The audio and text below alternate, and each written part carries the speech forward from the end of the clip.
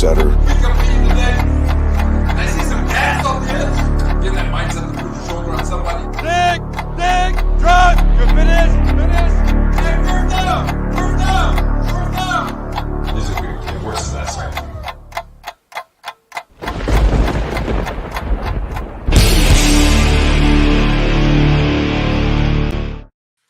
Well, good morning, everyone, or good afternoon, potentially good evening. It's almost bedtime for some of you, I'm sure.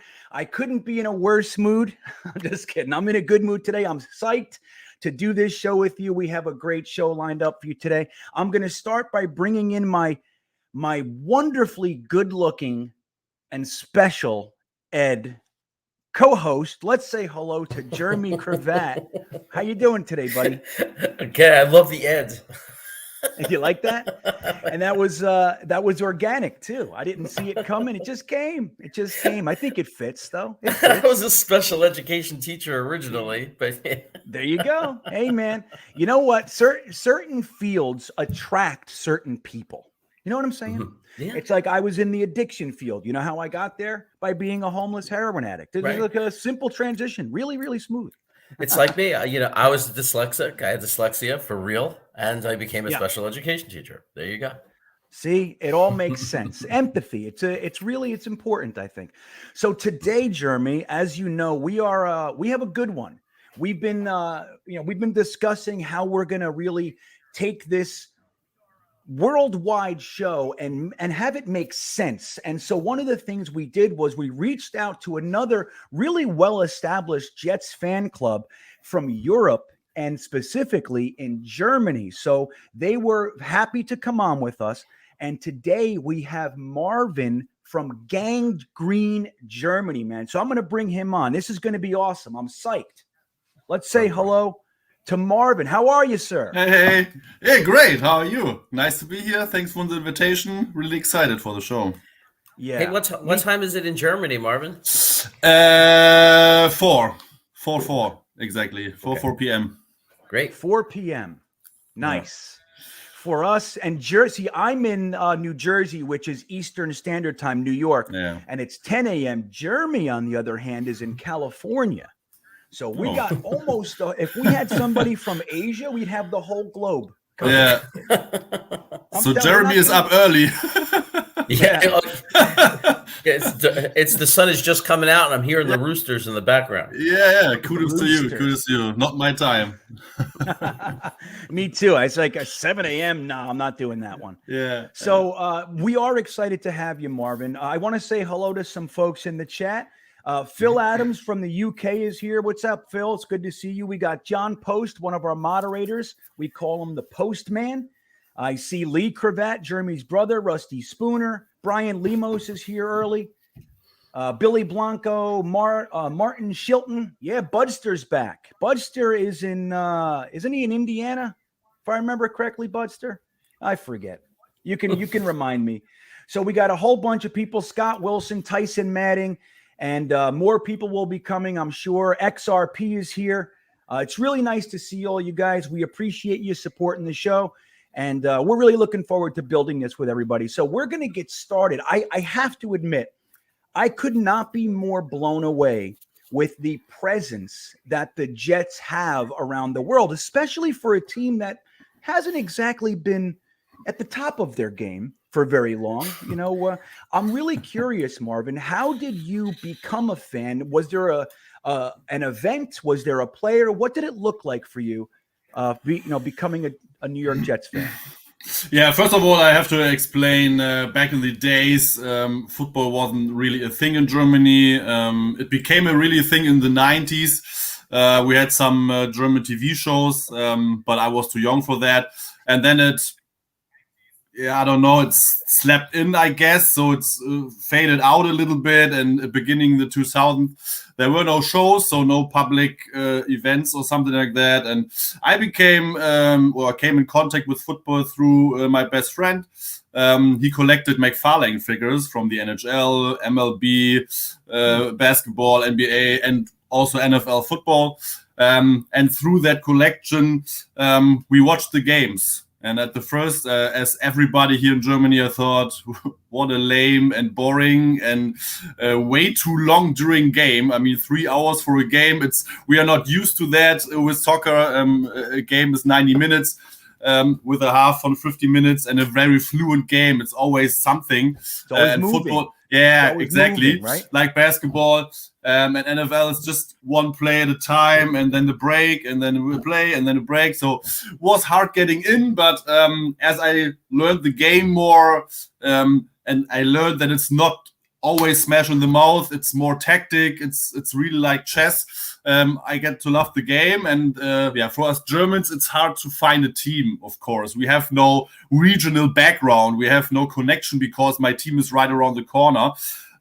So it was hard, and my first Super Bowl was the Super Bowl, the Seahawks Super Bowl against the Steelers, and I'm never the guy who supports the favorites, so I was rooting for the Steelers, and I liked Shaw Alexander, Matt Hasselbeck, Ken Hamlin, Lofa Tatupu, and all the great ones back then, and I liked the corners, I liked the defensive guys, so I was a Seahawks fan at first, and then I switched to Broncos because I was a really Champ Bailey guy, and at some point, and it's a true story, some point in the shower I thought Darrell Reeves is a great corner, let's check out the Jets. For me per se in Germany living, it's easier for it to support a team who is on the East Coast because of the time difference. As a Seahawks fan, I mean, the games were always at the earliest at 10 p.m. For us in Germany, and that's work-related really bad. I thought, New York is a great city, and I figured that the Giants are more, I don't know, it's the same, or the high-class team, Jets, the working team. So that's a perception, I think, and I like that. So, and I thought the Riri's a great guy, and I get from there, and my first Jets season, or the first time I watched Jets games were the last games of Eric Mangini's tenure, I think. And then came Rex Ryan, and who doesn't like Rex Ryan and his bravado? Right. So it then was straight up, and I never looked back. So, well, it's really funny that you mentioned the first perception of the NFL. I've talked to numerous friends that I have that are big, we call it soccer fans. And I've been asked this question more than a few times. How do you stand watching a game that they do nothing more than they're actually playing? It's 3-4 seconds of action and then a minute and a half of waiting. So it's really interesting. Now, at this point, do you find it exciting? I mean, has it kind of leveled off and you understand it more, that even though it's not quite as fast paced as soccer or basketball? Yeah, I'm in. I mean, I watch it since 2006, so I watch it 15 years, and for me, it's the best sport there is. Of course, I still love soccer per se. I mean, it's even the love for soccer diminished a little bit because I played it, of course, in my younger years. But then I stopped, and you lose interest at some point if you don't really play it, or you can go to the games. But I watched the results. I watched the highlight tapes from my favorite club, who's located in Hamburg, that's about it. I mean, what I consume with football every day, I would NFL.com, my Jets pages, the interviews, fantasy football, now my editorial work with articles, podcasts, etc. It's way more. I mean, it's almost 95% of my private life, I would say, or maybe 90. I play handball, the European handball version in a club. That's maybe the other 5, and then 5% maybe soccer. But football is the main thing in my private life. Incredible. Is there something that got you to stick with the Jets? So I understand the time zone difference. So Seattle, West Coast, they're tough. But you went to Denver, but then when you went to the Jets, you shifted and and you said, okay, East Coast, New City. I'm going to follow the Jets team. It sounds like Revis kind of pulled you in, helped pull you in. But what kept you a Jets fan? Like, what was at that point where you landed and stayed and got so passionate? Yeah, it's a great question, but I always said that if I ever can watch a game in the US from my team, I will stay forever a fan of that team. And the Jets were the first 2 years from Rex Ryan tenure was great. I mean, we all know it. Really, really successful. The best 2 years since then, and of course my Jets fandom, and I was in New York over over New Year's Eve from 2010 to 2011. And I watched the last season, the regular season game against the Buffalo Bills in the inaugural season of the new stadium. And I always said, if I ever have the chance to watch the game in America from my team, I will stay fan from the team. And I kept that promise. So, yeah. Well, it's funny too, because most of the young fans, like in their 20s and, they're in their mid 20s ish, they all became fans right at that time where you're talking about that end of Mangini with Brett Favre into Rex Ryan, Darrelle Revis, Nick Mangold, the 2 AFC championship games. It was kind of like a trap, wasn't it? It told everybody, look at this exciting team. And then since then, sadly, it's been we're stuck with the misery. Yeah. So as far as now, like moving forward just a little bit, is there anybody now that kind of, I don't want to say favorite player, but somebody that you're really excited about being the Jets now that you spend 95% of your sports watching is football? Who are you looking at that you think is a pretty exciting guy on our team right now? Yeah. Yeah. Hard to tell. I mean, we lack a bit of exciting players, in my opinion. I'm the head man of Elijah Moore hype train, but he has exactly. But he has to prove it. I mean, I'm really excited for Elijah Moore. I think he will be a star at some point. I mean, I have really high expectations. Maybe a little bit too high, but I'm just hoping he balls out starting on tomorrow. And I had a bold prediction in one of our podcasts, and I said he will be reaching the 1,000 yards this year. So I was really high, and that's a play I'm really, really excited about. I get more and more excited about Wilson the more I see. I hope we draft him because I really like the guy. I was not a Justin Wilson fan because he reminds me too much of Cam Newton with his playing style, and I didn't like that per se. So I like the pick of Wilson, and he's just a great guy, and I think he and Salah are the right guys at the crucial positions at the right time. And Wilson is more for New York made than Darnold, with his charisma, with his persona, with his all-around behavior, and how she treats himself, how he acts, and how he handles everything. So yeah, we'll see how it goes. I mean, the success of Wilson depends on so much variables, the team around himself, no injuries, etc. So if I have to choose one, it's Elijah Moore.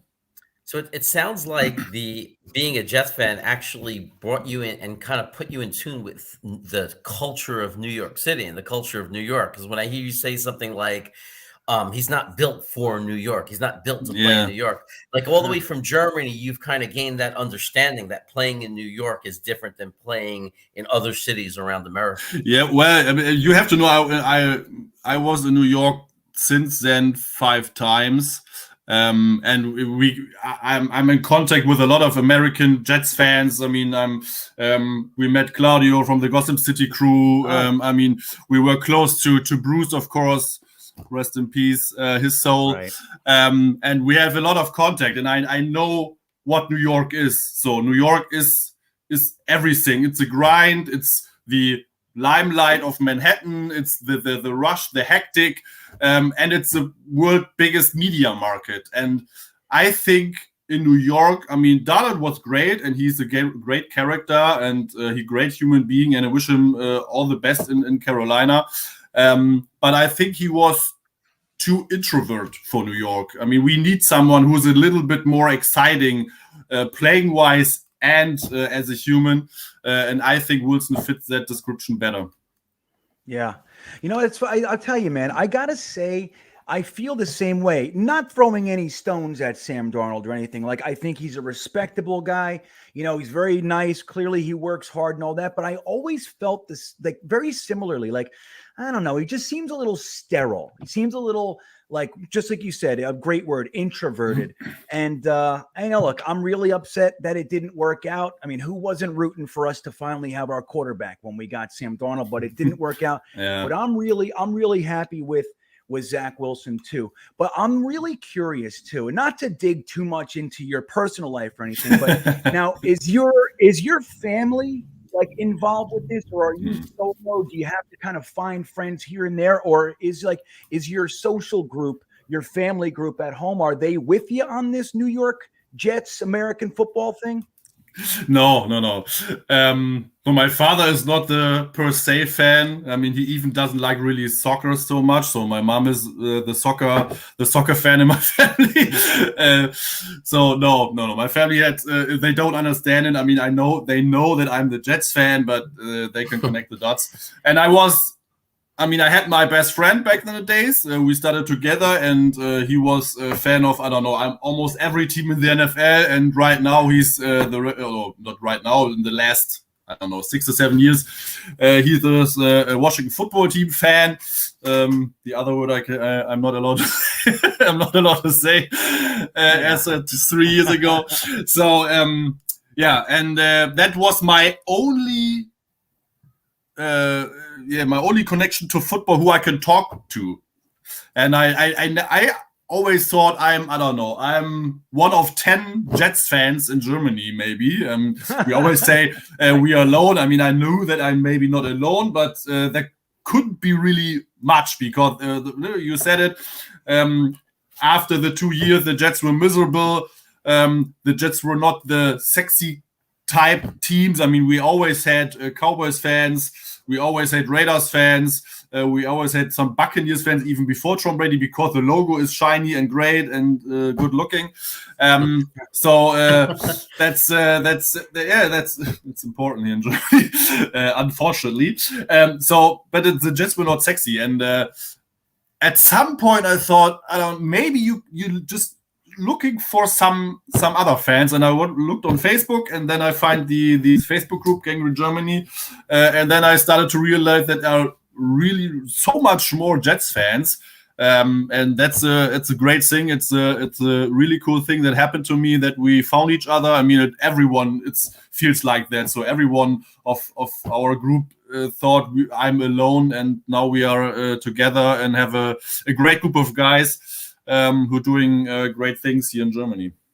Have you gotten the opportunity to get together, like in a bar? I don't know if you call it bar or pub out there. Yeah. Like, so do you watch the games regularly, like with other Jets fans now? Yeah. We before Corona, we had many events during the year, because not everyone can attend every event, of course. Even though Germany is a lot smaller than the US, it's not doable for everybody. I mean, we have some of us have family and kids and work, and so, but we had a lot of events, 7 to 8 big ones through the year, and many more smaller ones. So I live in a city near Bremen. So Bremen is 1 hour south of Hamburg. With a bigger city, we have about They have about 600,000 people of population, and I live in a small town near Bremen. In my small town, I have 2 other Jets fans who are also in the club. So that's really rare. And we watch the games mostly together. But before Corona, we had a lot of events where we watched, I don't know, with 20, 30, 40, 50 people. Actually, we have on the next Wednesday, we have our, I don't know how to say it in English, because I don't know if there's an English translation word for that. But we have a club, and we have a club by law. If you want to found a club, you have to get to the administration in Germany and have get to market there. I don't know how to say it really, and make it official. And we have register it. Yeah, register. Yeah, that's the word I'm missing. Yeah, you have to register it, and you have to hold a year gathering where you spoke about topics and something like that once a year, and that is next weekend. And we'll get together about I don't know how many people are coming, but I think 35 to 40 of our 70, 75 people who are in the club. So that's our big get together since since January 2020. So really excited for it. Well, I'm glad you didn't do it last week. That would have been that wasn't a good one. But I want to remind everybody, we have Marvin from Gang Green Germany with us today. I was able to put all his information in the description. Please give them a follow. They have a podcast on YouTube. In complete transparency, it is in German, so that one might be tough. But they also have a Twitter page. Yeah. Just went on mute for some reason. So they have a Twitter page and an Instagram page, which I follow. Please give them a sub, a follow, support them. And we're enjoying talking with you today. This is really, really cool. I want to remind the chat, if you have any questions for Marvin, if you're curious about anything, favorite players, whatever it is, leave it in the chat and we'll try to get your question answered by Marvin as well. But that'll lead me into this. Do you have a moment in your Jets fandom? So you've been a fan since about 2008. Is there one moment that rises to the top as your favorite all-time Jets moment so far? Yeah, beating the Patriots before we get to the AFC Championship game. That's and of course the win against the Patriots in 2015 in overtime. But I really didn't count it because after that everyone knows what's happened, and I was I was so down. I didn't watch the playoffs at all after that, so I was so upset and sad. I don't know, but the favorite thing was beating the Patriots in the divisional round. I don't know, before we lost to the Steelers. Yeah, that was the best moment so far. And of course, all my games that they won that I attended. So that's always a great thing to be there. Yeah, for sure. What's your record when games that you've attended? I'm on the positive side actually, but I have to. I was at let me see. So the Jets Bills game we won. Then we watched. I watched Saints Jets, which we won. I watched the Rams Jets, the 9-6, the baddest game I've ever seen. We lost, so it's 2-1. I watched the Giants and the Redskins game, the 2019 season. We won both. What did I also watch? What did I watch in the first thing? Well, no. Oh, I watched the Jets-Cincinnati game, which we lost horribly, 49-7 in Cincinnati. That was a bad game. Yeah. Oh, man, that was a bad game. Then we drove back to New York. Which game we watched there? Then we watched the Saints game. Okay, which games I also watched? Can't be... Oh, I watched the Jets game against Miami in London, so 5-2. So yeah, I'm pretty good. It's maybe one loss I'm missing right now, but it's maybe 5-3 at the. So it's not that bad if I'm there. Well, you're a good luck charm. Yeah, for sure. A little bit at least, yeah.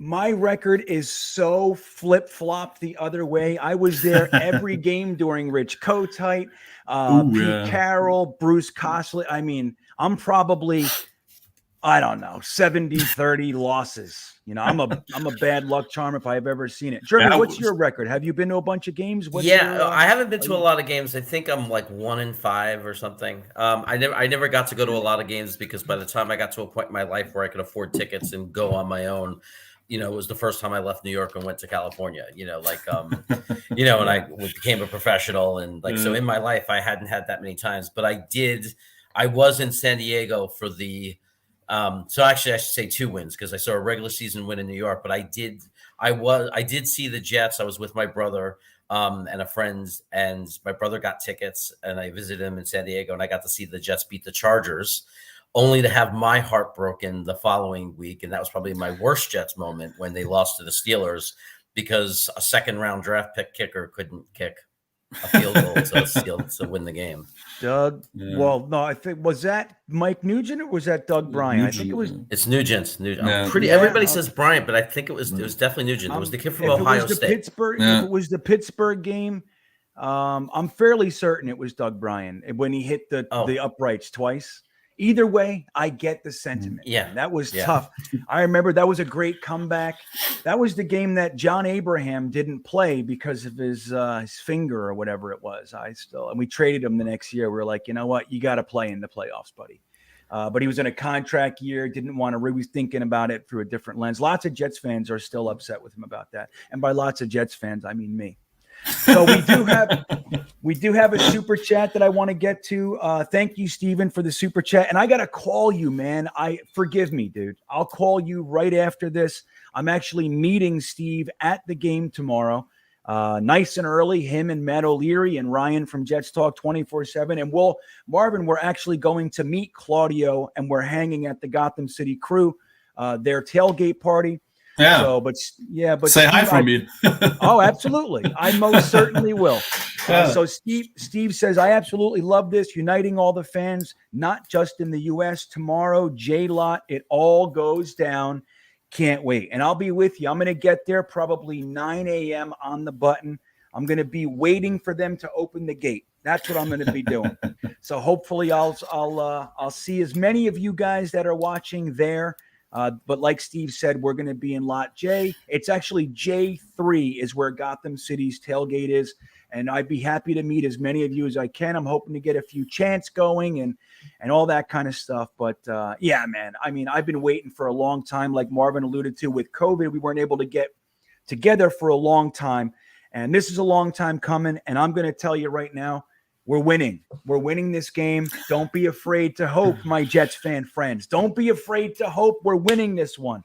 So, so Jeremy, did you have a question for Marvin? You were next up. Yeah, well, I so a lot of us, Jeremy, different culture. So I'm not sure what your answer is going to be. A lot of us Jet fans, and especially Jet fans in the United States, we have moments where we swear off a team. Like we have moments where we say, "That's it. I'm done." We shut the TV off and say, "I'm done. I can't watch anymore. I'm done with this organization." Of course, we come back most of the time. Some people actually leave for good. Have you ever had a moment where you felt like that? Is there one moment that stands out where you said, "I'm done with this team. I'm in a different country. I could pick another team." Go to your two buddies and say, "Let's just go somewhere else." I don't want to say I'm done with the team. I will never be done with the team. I wouldn't say that. I turned off the TV, of course. I mean, especially last year, it was not watchable. And I couldn't see Adam Gaze's face anymore. Otherwise, I would punch him or killed him. I don't know. And I'm totally against weapons and every kind of sorts. But at that time, I wished him the death per se, because he was so ignorant and he didn't even care about anymore. And he said something that doesn't make any sense. I mean, if we lose now with Salah, I mean, he has the explanations, and I believe him, and I think at some point he will get it right. But Gaze didn't care anymore, so I didn't care per se.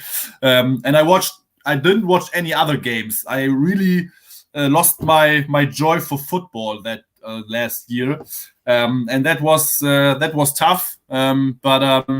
And maybe I came close to say I'm done with this organization because they always make the baddest decisions. Because I really thought that if we won maybe 2-3 games more, they kept Gaze. That's what was my fear because of the connection with Douglas and Gaze and their friendship. I don't know how close they really were, but I really was afraid that Douglas doesn't pull the trigger, or that Douglas talks Chris Johnson into keeping him, because Chris Johnson is so talkable and he's always hears from other opinions and has no own opinion.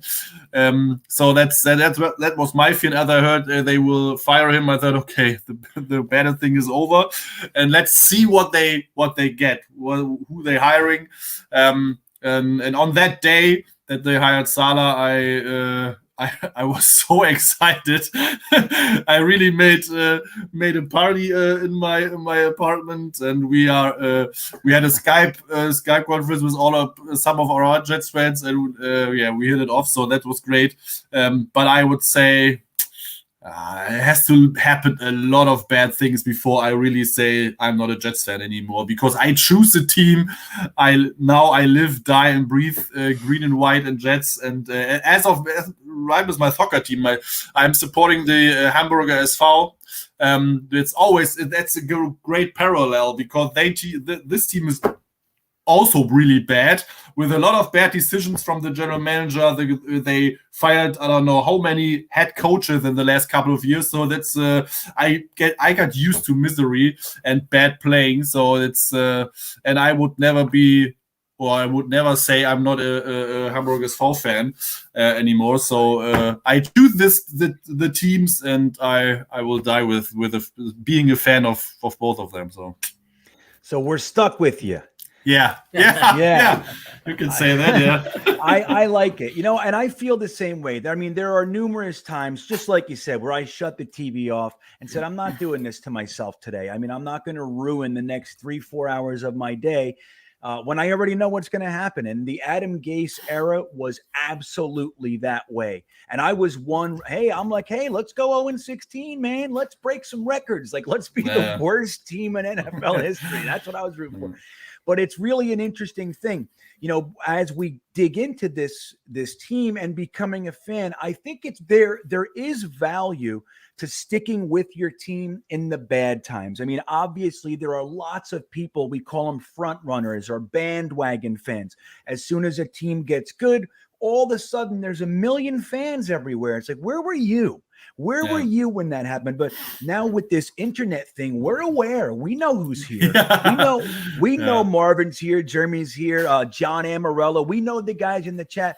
And when new people pop on, we're going to know what they are. But one thing I can tell you that I am happy I didn't do, which was when we went to the playoffs in the Bruce Castle era, 1990, I almost went out and got a nice big Jets helmet tattoo on my arm. I was so excited. We're going to the Super Bowl. And we didn't. But I'm really happy that I didn't do that I didn't go that far. I bought Jets sneakers instead. And I was happy with that. As much as I love them, I don't know if I want to get a tattoo just yet. But and that was what, 30 years, 40, wait, yeah, 30 years ago. Don't make me too old, please. I'm telling you. I know I can't hide it with this friggin' thing on my face. Everybody thinks I'm 60. So, but so there's people kind of talking about the game now, and we have about 25 minutes left. I'd like to use this time, if you don't mind, kind of getting your opinion on what you think we're going to look like tomorrow. So we have a big game against our division rivals, the New England Patriots. We haven't beat them in too long, quite frankly. But this time they don't have Tom Brady for the first time in a long time. I mean, last year was whatever, but this is the first time we're really playing them. Do you see any real hope, or do you think last week is kind of an indicator on what we're going to see tomorrow? What are your thoughts on the game tomorrow? Yeah, it's hard to tell. I mean, I have hope we can win the game. I heard our crossover podcast with a German Patriots fan. We always have crossovers where we invite some other German fan to talk about the team, tell us what we don't know, and it's. I mean, of course, he's very positive about the team and maybe too positive. Not that objective, but it's so they have a good team. I mean, they have a great receiving core. They have two really, really, really great tight ends in Hunter Henry and Jonathan Smith. And we were really, really bad last year in defending tight ends. So that's a problem we have to deal with. Our corners look good, but they are young, so there will be really bad games at some point. And I don't know if I really believe that the O-line problems are really just trust issues, what Salah said, that it's just nuances that would be easy to fix. So I think it will be an exciting game. It will be close. I don't think a team will win more than one touchdown, but it can go either way. I mean, the Patriots looked good against the Dolphins, but they made really dumb mistakes. I mean, I thought 2 fumbles in the red zone, I think, if I remember correctly. Right. So we have to get turnovers. If we win the turnover margin, I think we will win the game. But stop the run is the really important thing. The Pats they have a great run game, and we have to stop the run and get our running game going. We also both teams are run first offenses, so that's the important thing for us to win. Nice. Aside Jeremy, real quick, Jerry. I just want to acknowledge Ryan from Jets Talk 24/7 is letting us know he's actually listening to us while he's at work. So we're helping him get through his day. So it's good to have you here, Brian. I can't wait to see you tomorrow. And we appreciate you checking in to hear Gangrene Germany and their opinions and thoughts about the New York Jets. It's really cool. Well, we're happy to have you here, man. All right, go ahead, Jeremy. All right. It's great that Ryan's here. Hey, yeah. So aside from obviously wanting to take away a win, win or lose, what's an important takeaway from you? What are you looking for to happen? Like, so for example, last week, my most important takeaway was that Zachary Wilson looked like the real deal and was able to handle the NFL level of play and prove that, he could play at this level. Is there a certain takeaway that you want to walk away with tomorrow, aside from just winning the game? Yeah, the O-line has to be better. The O-line have to be solid, and I want to see that Zach Wilson has a chance to distribute the ball to a lot of different receivers, that Corey Davis gets involved, that Elijah Moore gets involved, Crowder, Cole, maybe Mims, maybe he's inactive, we don't know, we will see.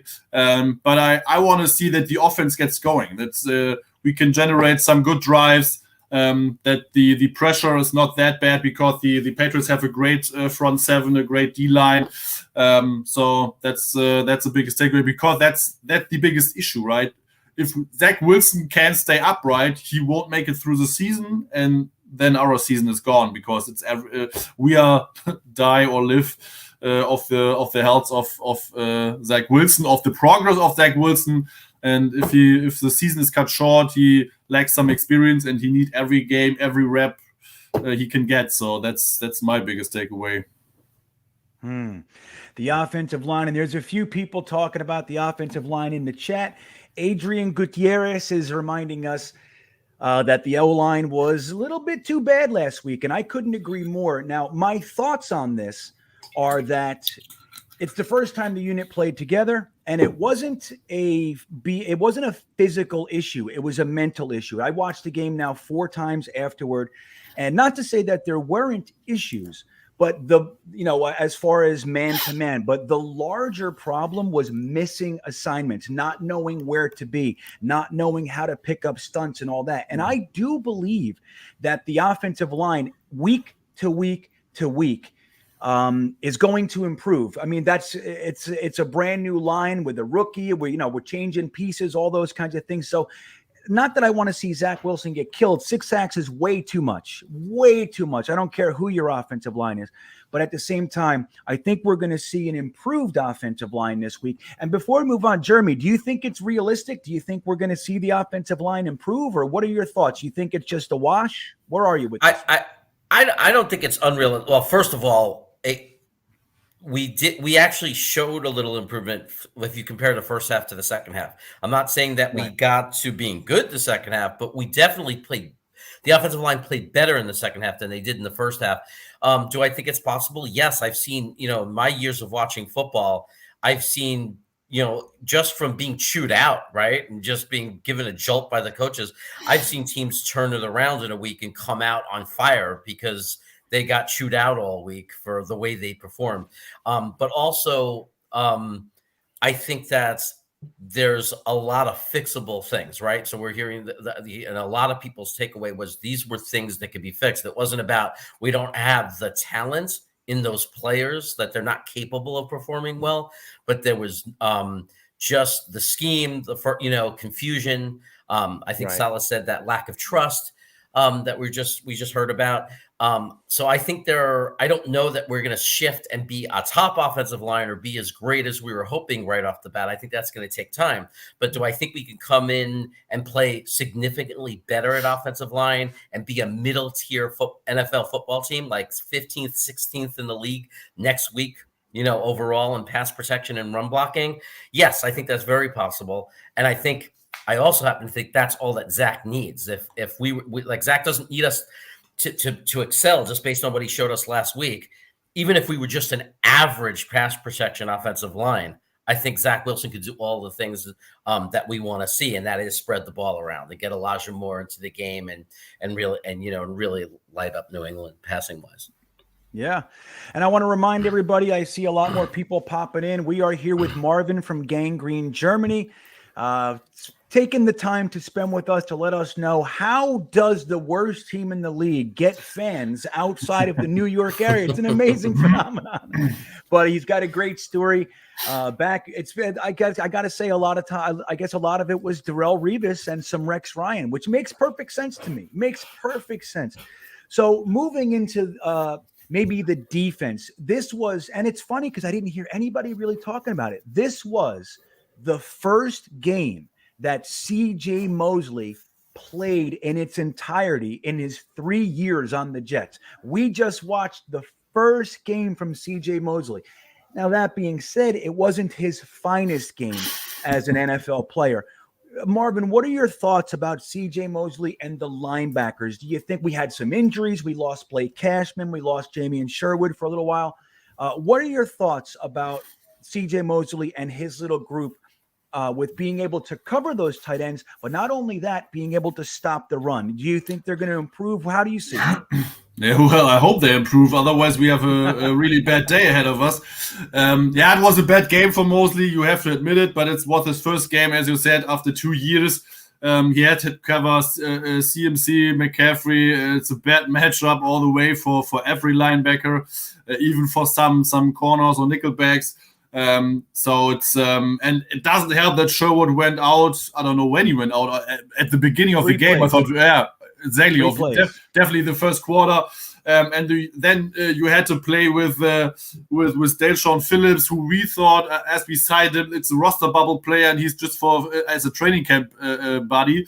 And now he's starting as weak side linebacker. So that's I don't know. We have so much youth. I mean, Hamza Nasruddin is a rookie who played decent, I think. I don't know. It's CJ Mosley has to be lights out the rest of the year for that the linebacker group is okay, because then they can feed off him, and they have the stability that Mosley is so great that they can lean on him and get the growth. But I think we will have some difficulties through the whole season, because he can't do it all alone, and the other ones are too young, too inexperienced, and some maybe not even good enough to play in the NFL the next couple of years. So will be a tough matchup. We have to rely on the defensive line to get the pressure. We have to get there home with our 4-man. I think I really don't know how much we blitzed last game. I don't really saw it, but I don't really know the numbers.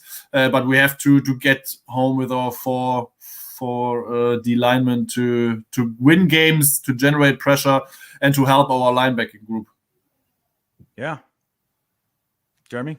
Yeah, I mean that's the way the scheme is built. The scheme, our defense is set up for the 4 defensive linemen to apply to put the pressure on. If we can't do that, I'm hoping our young coaching staff does show the ability to know, and to back up the words that Salah said early in the spring. He said there's more than one way to skin a cat. I'm hoping that he has, if this coaching staff is really going to rise up, part of being a great coaching staff is to work with what you have and be able to make adjustments. So if we can't apply the pressure with those 4 guys, I would like to see the open-mindedness to be willing to figure something out and create some blitzing schemes and give them some help to get that pressure if need be, and show that, hey, we have the versatility, the flexibility as a coaching staff, that if we know that we don't have the right ingredients right now to make our scheme work, to make this dish work, that we could make adjustments and fix it some other way. So I would love to not have to do that. I would love the scheme to go the way that, it was designed to, with our 4 guys up front. I saw some hopes of that in the second half last week, starting to develop and evolve. But I also would like to see us willing to make adjustments and budge and find other ways if need be. Yeah. I mean, that's the whole thing. I mean, the good news and the silver lining for the game last week was that we definitely saw adjustments. It wasn't during between the first and second quarter. They did not have the ability to adjust while the game was happening, which is something that I do hope that they improve on. But it's still, it was evident. It was pretty clear that they made adjustments at the half, which is still a positive. Now, as far as the coaching decisions, I mean, look, we have a brand new head coach. We have a brand new offensive coordinator. Neither of these guys have ever been the boss of their respective, groups or departments, let's call them. Now, Mike LaFleur and Saleh both made some questionable decisions. Now, one of them was starting George Fant at right tackle over Morgan Moses. So here's the thing. Now, Becton was out for 10 days or 12 days, I think it was, with the concussion protocol. I lost the ability to speak all of a sudden. I don't know what's going on. But so rather than just keep Moses at the position that he's been playing all week, because when Becton was out, George Fant was at left tackle, Morgan Moses was at right tackle. When Becton came back, instead of just keeping Morgan Moses over there and having that little bit more continuity, they chose to pull Moses, stick Fant from left to right, and bring Becton in, which caused 2 places to be potentially shaky. And we saw that result. Another area is the Mims situation. Now, I see people bringing it up in the chat, and I was hoping to talk about it as well. I'll tell you, look, I think we're seeing some polarizing thoughts on Mims, but the way that I see this, and Marvin, I'm going to be really curious to see how you see this one. The way that I see it is we have a 6'3" wide receiver with 4.38 speed who catches literally everything thrown at him, and was known in college to be a very hard worker, intelligent. His route running was his knock, that it wasn't exactly sharp, but he still knows how to get open, and he wins the contested catch. The fact that this team isn't starting him, from my perspective, is an issue, or maybe not starting, but at least using him. The fact that we waited until the fourth quarter to use him is an issue, and it fits right together with that Morgan Moses, George Fant situation. It seems to me like the coaching staff has a lot to learn about the right ways to do things, which can be expected. But what are your thoughts on Mims? Do you think I'm off? Do you think he shouldn't be playing? I mean, where do you stand with Denzel Mims? Yeah, it's an interesting situation because I'm with you. I have the same opinion as you, but I standing alone in our German Jets bubble because we have a lot of guys, and not a negative way, they're trusting the coaching staff. And if they say, or if Salah and Lafleur want a player who can play all three positions, X, Y, Z receiver positions, and Mims can't because he has missed so much time in OTAs and maybe even training camp, then it's their decision. And I think the decision is wrong because, as you said, Mims is a natural, an athletic freak. He always showed what he can do if he get the chance. Even last game with a 40-yarder, of course, the cornerback missed blows the coverage and made it relatively easy, but he also has to catch the ball and has to run there, so it's not a gimme to get the catch. So and I really think, and I hope that we get a coaching staff that can use the players to their strength. That's always what they said. And if Mims is a player who can't be a starter in the system, I get that, because our system for the receivers is way different than Mims' strengths or his playing style. But you can use him in, I don't know, 10 to 12 snaps per game and just run him straight, or I don't know, run some post. He can catch it. He has a big catch radius. He's so big and strong. So you can use him, and I hope that they know how they can use him in different kind of ways and get the best out of him. Just in a similar, in a smaller role, I would be okay with it. But to use him almost nothing or nothing at all, that's in my opinion, it's a mistake. But we'll see how it goes. I think he will be inactive come Sunday. Because as of right now, Jeff Smith is apparently ahead of him. God knows why. So it's, I think it's a really bad mistake from the coaching staff. But as of right now, we have to trust them. And if we win, it doesn't really matter if we have success. But it's it's not really looking good, especially for Joe Douglas with his draft class. Beckton is the one who can't stay healthy. Mims, not a system fit. Ashton Davis doesn't show anything. P. Ryan doesn't show anything. Zuniga doesn't show anything. Braden Mann is a punter, okay. But there was a lot of draft picks who are wasted. James Morgan is gone. So it's I think we need Mims to be a good player, to be a decent draft, but it's I don't know. I think it's wrong. I'm with you on that. But we'll see how Mims develops, and maybe he get the chance if he's really that close to learning and catching up to the missed time he had. Maybe it's just a matter of time, but I think it's just an excuse to not using him. Yeah. And Jeremy, I want to get your opinion, and this is going to be it before we wrap it up. But there's a narrative out there right now that somehow Mims has character issues. I want to just point out that Mims has never had that knock. His entire college career, last year with the Jets, like Mims is known as somebody, he's very introverted, he's very quiet, he's very reserved, but he's a gamer. He goes into the game, and he's known as, the word used to describe Denzel Mims is clutch. So he might not practice maybe as hard as Jeff Smith, but there's no comparison about their talent level and their impact on the game. But Jeremy, do you have any thoughts on Denzel Mims? I think Marvin and I are kind of on the same page. Where do you stand with Denzel Mims? My thought on Mims is, first, all offseason, during the offseason, we've heard he's not the right fit for the scheme. He's not the right fit for the scheme. He doesn't run the patterns with precision. And I was like, okay, that's something you can work on. I hope. That's kind of weird that they're saying that because not a scheme fit. That doesn't make sense to me. The guy's 6'3", super fast. I don't see how anybody with his talent can't be a scheme fit, especially when you're in the red zone and you're a team that for the last 10 years can't score in the red zone. How you don't want a guy like that. But what's really bothering me is how long it took to get him into the game based on the fact that the scheme wasn't working, right? The scheme broke down because the offensive line wasn't blocking. So Zachary Wilson was put in a position where he was off script.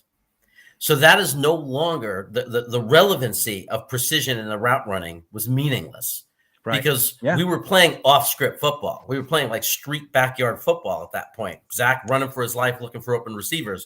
You cannot tell me. I think that Mims might be as good as Corey Davis in that situation.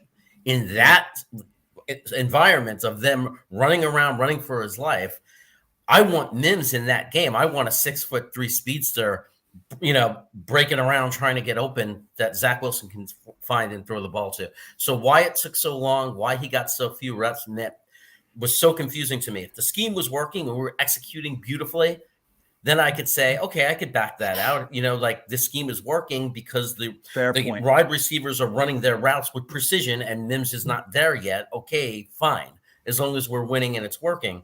But man, by the end of the first half, they should have seen and said, we need to get Mims in there and give him a big target.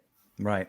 That's a great point, man. And I agree with you. So, I mean, look, I know that people are kind of, there's another side to this, and just because I think this doesn't mean I'm right 100%. But I will point out that the narrative about him having an effort problem, a character problem, that was created by one of the Jets beat writers that is actually known for creating drama, Rich Cimini. So there's nothing past Rich Cimini. Rich Cimini created that narrative, and it's never been that way with Mims before. Like Marvin alluded to, there's the potential that we see an inactive Mims. If that happens, I'm going to be very disappointed. Still excited for the game, but we're going to have to watch how this goes.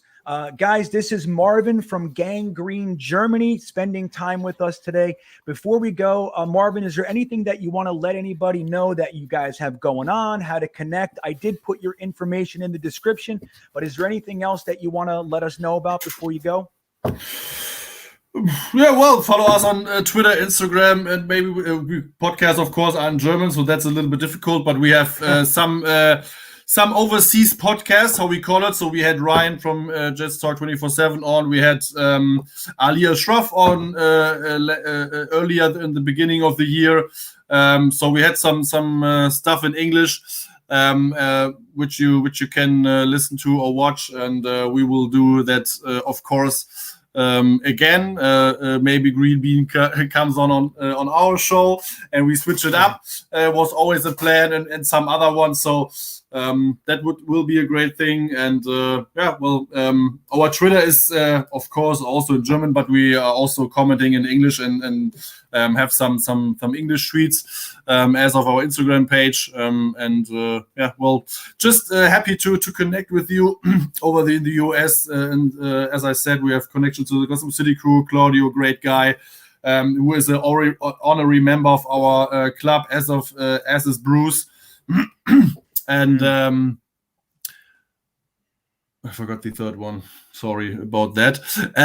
And so, always great to connect and be there. And really, thanks for having me. Had a great time. Always, I could talk hours with other Jets fans about the team, especially with you guys. So it's a lot of fun. Thanks. Thank you very much. And thank you for being here. I could talk hours too. Trust me, I could talk. I pretty much do talk. It's like almost all I talk about. So, Jeremy, before we go, anything you want to let anybody know that you got going on? Yeah, just at Jeremy Cravat 2, the number 2 on Twitter. It's Jeremy Cravat Jetsfan. I have a different personal account, so that's why it's the 2 at the end. So also, Frankie from Flatbush, I'm on his channel. We do a show twice a week, Friday nights, 10 p.m. Eastern. And tomorrow after the game, 7:00 p.m. Eastern, we do a quick show just to talk about post-game stuff and things like that. So that's Frankie from Flatbush, and it's called Chaos Meets Calmness. And I'm also on Instagram. And if anybody in Europe is having trouble getting the game, wants to know what's going on, you could always hit me up on Twitter, again, at Jeremy Cravat too. And I'll be happy to keep you posted on the game and do play-by-play Twitter updates, or even go on Instagram Live, because I'm Jeremy Cravat on Instagram Live, and commentate the game for you. I forgot to mention that because I know Greenbean's at the game. So if there's no watch party that you could find, if you need to know what's going on in the game, I'm happy to do that for anybody out there. Yeah, that's really cool. Thank you. And I will make a comment that show, Jeremy and Frankie's show on Frankie from Flatbush's channel, it's one of the most underrated shows on the internet, man, as far as the Jets go. I thoroughly enjoy it. Thanks. And I look forward to getting in there when I can. I will let you guys know I put a lot of work into the new Homer and Hater video on Greenbeanjetsfan. If you got a second, go check it out. Let me know what you think. It's not easy being 3 different versions of myself, so I'd appreciate that. But Marvin, I want to thank you again for making the time. This was awesome. It's really cool to get to know you, and I look forward to the next time. I'm happy to do anything that I can with your group as well, and we'll talk about that more. But guys in the chat, as always, slam dunk. You guys are the best chats in the business, and I will see a whole bunch of you tomorrow at the game. I couldn't be more excited. So with that, everybody have a great day. And as always, go Jets.